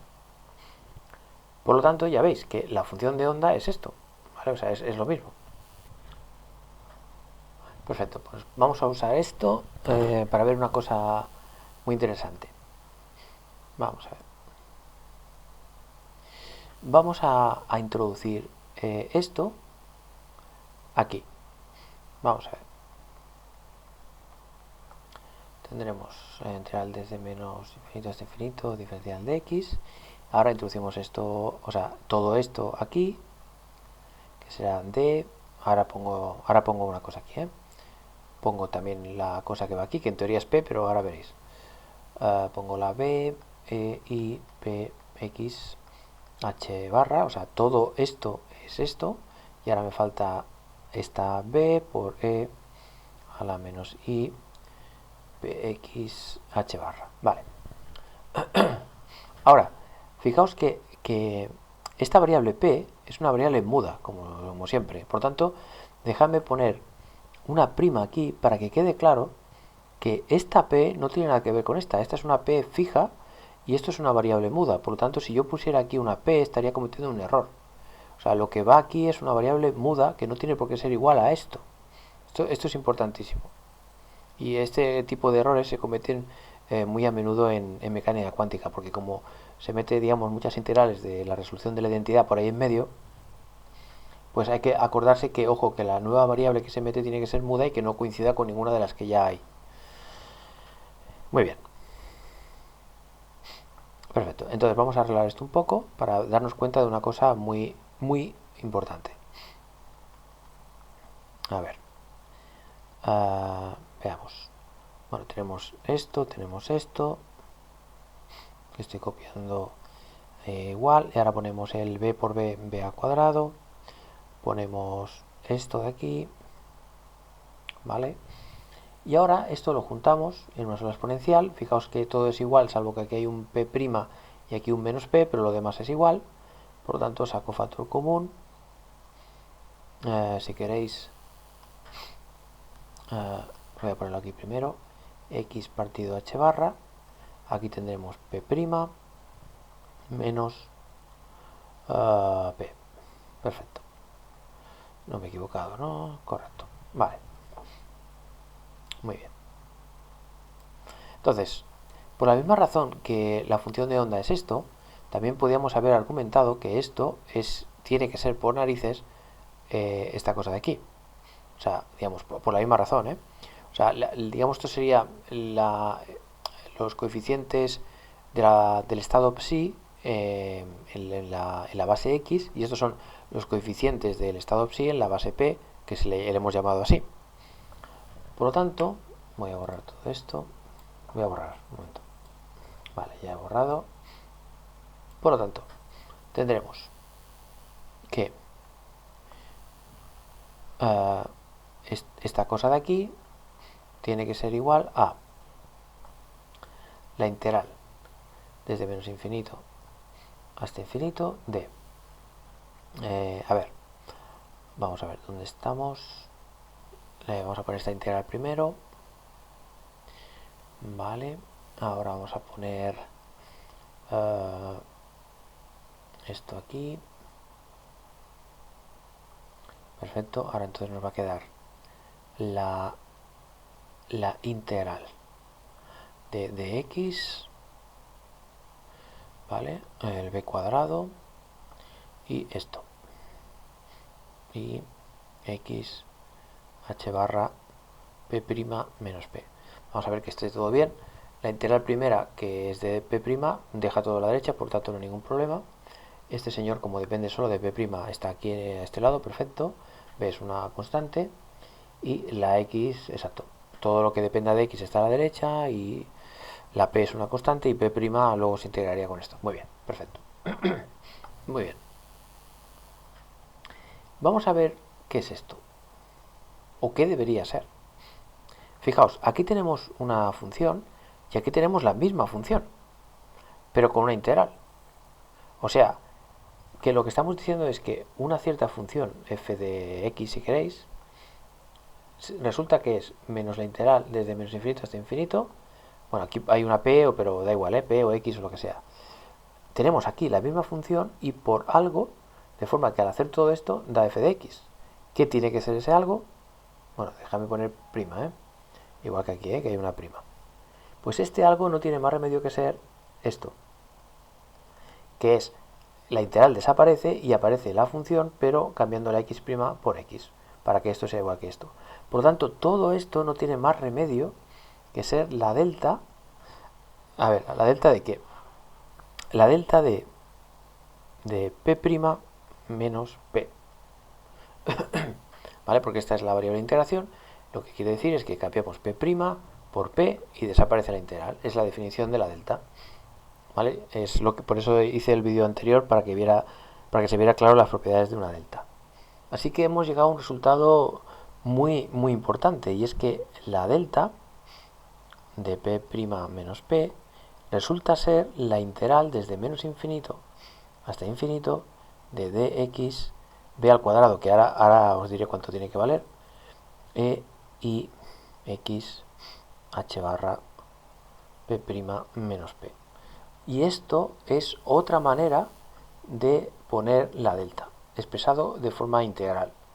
También, o sea, os dije que era lo de la campana de Gauss haciendo la sigma tendiendo a cero. Esto es una posibilidad. Otra posibilidad es con un rectángulo que se haga infinitamente estrecho y alto. Y la otra posibilidad es mediante esta expresión. O sea, esta integral no tiene más remedio que ser la delta. Y de hecho lo es. ¿Vale? Se puede comprobar que efectivamente lo es. Muy bien. Vale, y ahora por fin vamos a determinar lo que vale b. Claro, si uno va, va aquí y observa esto. Esto, digamos, los matemáticos le llaman, salvo la b esta, que ahora vamos a ver lo que es, pero esta expresión, esta integral de la función multiplicado por el exponencial de una nueva variable p multiplicada por la variable antigua y tal, a esto los matemáticos le llaman transformada de Fourier. Y se descubrió hace 3 siglos o 2 siglos, o sea, hace muchísimo tiempo. Y fijaos que sale de forma natural, ¿vale?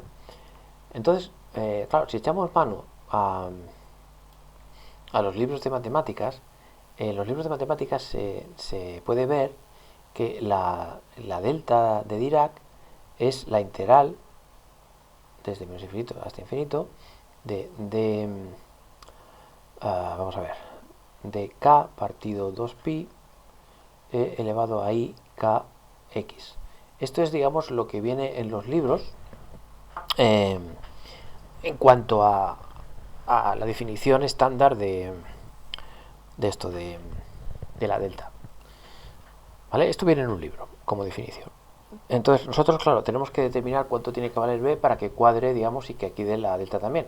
Porque dependiendo de lo que valga la b esta, pues no cuadrará con la, digamos, el contexto estándar de las definiciones estándar de transformada de Fourier. Así que hacemos una cosa. Vamos a ver que la x, es decir, lo que acompaña aquí a la x, es p partido h barra. Por tanto, la k es algo así como p partido h barra.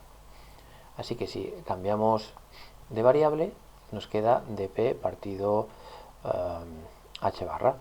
Por lo tanto, la delta de x con este cambio de variable sería igual a dp partido 2pi h barra. Y aquí nos quedaría e i px partido h barra. Entonces, con este simple cambio de variable, ya nos queda algo más parecido a esto, ¿no? Px, h barra y tal. Vale. Entonces, esto si estuviéramos trabajando con la x, pero si cambiamos y ahora en vez de x ponemos p, porque estos son nombres de variables, ¿eh? Entonces, en vez de p ponemos x, y en vez de bueno, esto se va a quedar igual porque en vez de px y en vez de x es p, o sea que se va a quedar igual exactamente. Entonces ahora si comparamos esto con esto, ¿qué vemos? Pues vemos que b cuadrado no tiene más remedio que ser el 1 partido esto, o sea, 1 partido esto es lo que tiene que ser la b cuadrado para que cuadre con la definición de los libros de texto. Por lo tanto, la b cuadrado tiene que ser 2pi h barra. Por lo tanto, la b vamos a definirla como 2pi h barra para que cuadre con las definiciones con las definiciones de esto de la transformada de Fourier de los libros.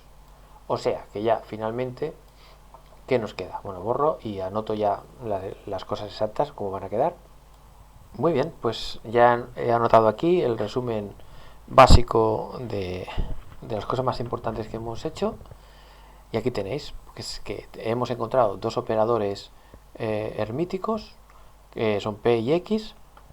Entonces hemos visto que el operador p tiene que ver con o está asociado al observador momento, y que entonces por tanto quiere decir que podemos observar la cantidad de movimiento de las partículas. Y tenemos a su vez una base, digamos, la base propia, en la que podemos expresar la función de onda en función de estos vectores p. Es una base. Y luego el operador x lo mismo, también tenemos una base, que en este caso son las deltas, y los posibles valores propios o las posibles observaciones de la partícula son pues la posición de la partícula, o sea que también podemos medir las posiciones de la partícula. Luego, esto también muy, muy importante, que es la resolución de la identidad, que significa que la integral o la suma de todos estos bichos da la identidad, tanto en la base x como en la p o en cualquier base, la que sea. Cualquier base que sea completa que ya veréis lo que quiere decir. Pero en realidad, de momento, salvo que no diga lo contrario, cualquier operador hermítico, su base es completa. Y por tanto, cuando encontremos otra base que no sea ni X ni P, sino cualquier otra, también podemos añadir aquí la integral de bla bla bla con la nueva base. De momento, como solo tenemos estas dos bases, pues tenemos que la resolución de la identidad es esto. Y luego, aquí como tenemos dos operadores y por tanto dos bases, para saber la relación que hay entre las componentes de la base X con las componentes de la base P, tenemos que hacer estas integrales que resultan ser la transformada de Fourier. Esto es, digamos, la definición de transformada de Fourier de una función. Pero esto sale como algo natural en este contexto, o sea, no está forzado, ha salido así. Muy bien, pues esto es todo y gracias por la paciencia de ver estos vídeos tan largos y tan densos, pero así es la vida. La mecánica cuántica es dura y aquí estamos para hacer lo imposible para que se entienda algo. Gracias, hasta el próximo vídeo.